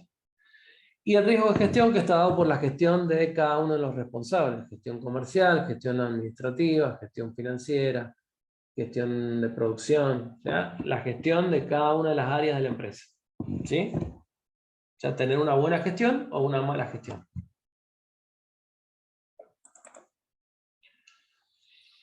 El riesgo financiero está relacionado básicamente con el endeudamiento, donde tenemos el riesgo de mercado, es decir, el riesgo de que las condiciones de financiamiento no sean las adecuadas para la empresa, y el riesgo de impago, es decir, porque nos endeudemos excesivamente y eso pueda producir riesgo de que la empresa no pueda afrontar sus obligaciones a medida que van venciendo, ¿sí?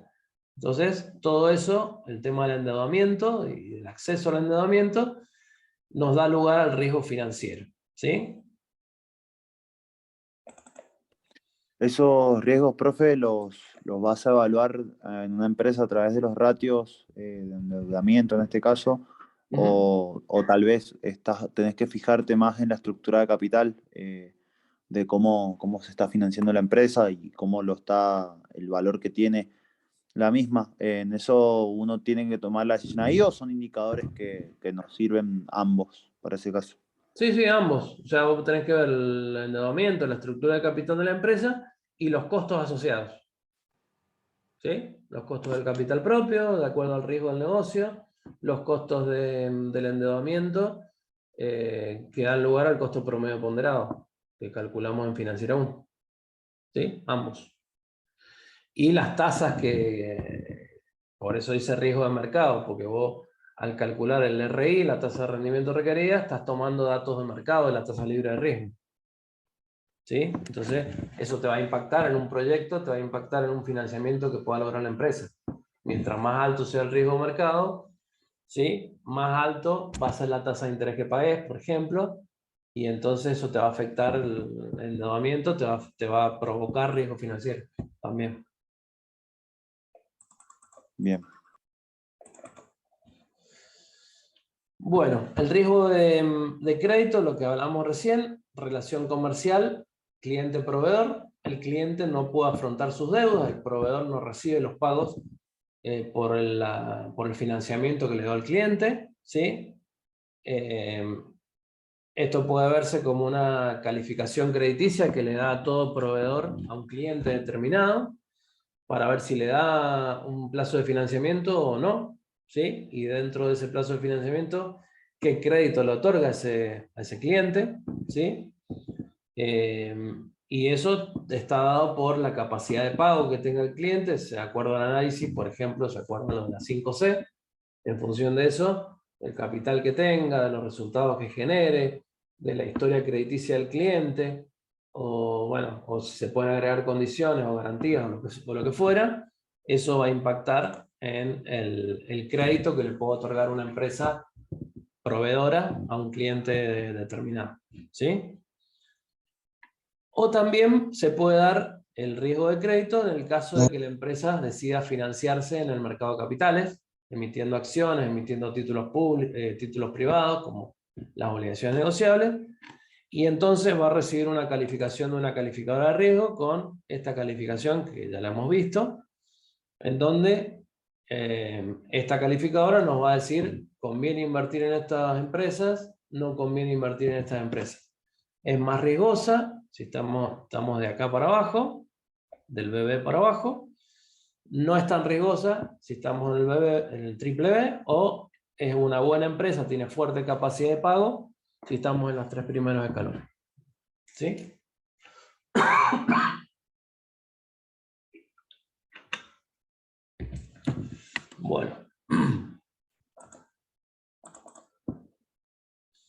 Bueno, el riesgo de liquidez ya se lo expliqué recién, o sea, tiene que ver con la posibilidad de cuando la empresa tiene activos y líquidos que quiere hacer dinero y no tiene la posibilidad de hacerlo en el momento adecuado y en el monto que estima conveniente, entonces enfrenta riesgos de liquidez.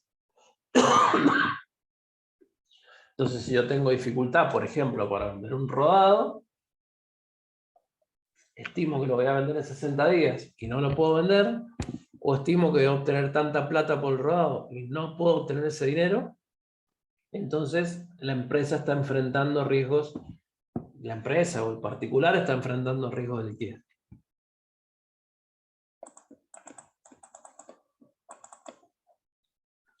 Bueno, por último, lo que les decía, otro tipo de riesgos, donde el básico, el más importante de todos, el riesgo ambiental, si no considerar los aspectos ambientales en un momento como el actual, puede llevar a que la empresa no sea viable, o que el proyecto no sea viable, si no tenemos en cuenta los temas ambientales, ¿sí? Si la empresa no tiene una buena responsabilidad social empresaria, no tiene normas adecuadas, no puede enfrentar situaciones que pueden hacer que la población donde se va a realizar el proyecto se vea afectada. Factores climáticos, por ejemplo, factores climáticos como la falta de lluvia, el exceso de lluvia, el granizo, ¿sí? Pueden hacer de que eso afecte también un proyecto determinado. Entonces eso se puede atenuar, por ejemplo, si estamos en Mendoza y tenemos un cultivo, podemos poner una malla antigranizo y de esa manera que, digamos, atenuar los efectos de los factores climáticos. Y después riesgos de fuerza mayor, que en realidad estos riesgos de fuerza mayor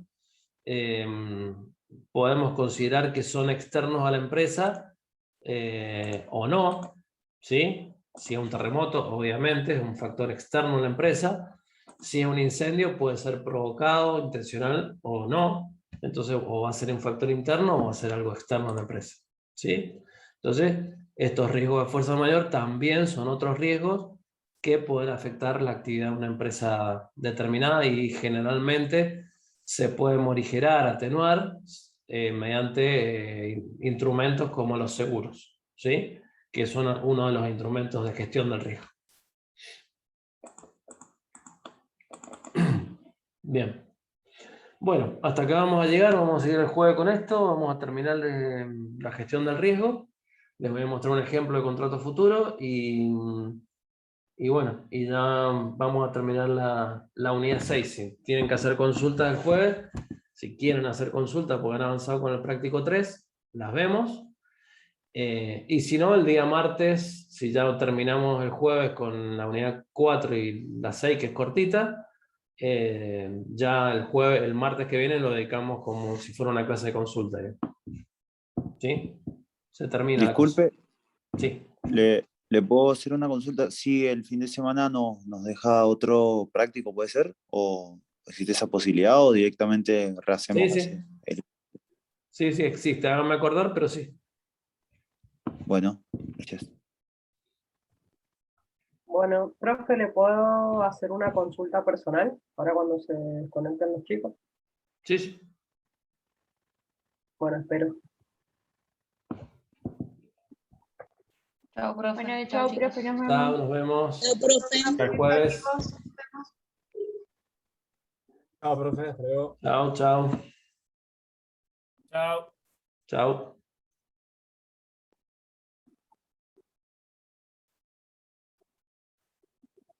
Ahí está, Richie también se tenía que quedar. Bueno. Somos los dos. Yo veía que Richie no se iba, entonces digo, bueno. Los dos interesados, profe, en realidad. Lo que pasa es que no quería decir nada porque nadie nos ha felicitado, ni mucho menos en el caso de que hubiéramos ganado, así que queríamos saber verdaderamente si usted en el grupo había dicho que era hasta hoy que se definía. Pero bueno, nada, queremos la confirmación oficial de que hemos regularizado por lo menos.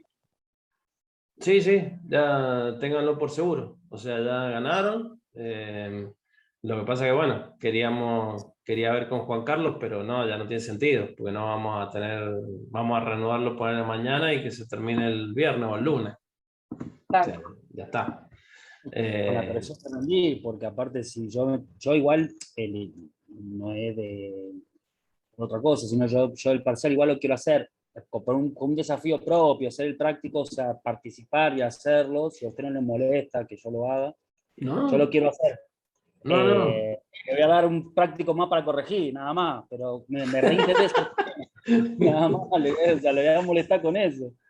Pero la No, verdad a ver, otros años lo que he hecho, bueno, ahora que es virtual, ustedes tienen acceso a la plataforma y lo pueden bajar, o sea, lo pueden Claro, hacer. bien, perfecto. Pero otros años lo que he hecho es darle la posibilidad de que si quieren venir a rendir el parcial, generalmente lo tomábamos en la sala de cómputo, venían y lo rendían. O sea, yo les daba la posibilidad de que lo hicieran porque después lo van a tener que rendir en el global o en el final les puedo Tal preguntar cual. y obviamente Claro. que lo tienen que saber. Claro, Entonces, claro. bueno, les daba la posibilidad. La verdad es que muy pocas veces alguien se presentó y rindió. Algunos sí. Mira. ¿Sí? No, está bien, qué sé yo. Sí, obvio. Es que son tiempos además, porque uno tal Sí. vez ahora aprovecha, tal vez se organiza distinto, pero nada, o sea, yo no quiero dejarle la atención necesaria porque quiero aprender, si esto lo vamos a hacer cuando estuvimos laburando en la empresa, ¿no? Entonces no es que lo quiero hacer, digamos. Está Pero bien. sin la presión, nada más, eso. Claro, Claro. sí, no, tal cual. O sea, para nosotros saber que hemos regularizado, por lo menos, hay que ver la nota de cómo rendimos ahora el recuperatorio, pero saber que por lo menos regularizamos la materia es un montón, porque es un material, Sí. No, verdaderamente. sí, a ver, ya está. Ustedes tienen aprobado con 10 el segundo parcial.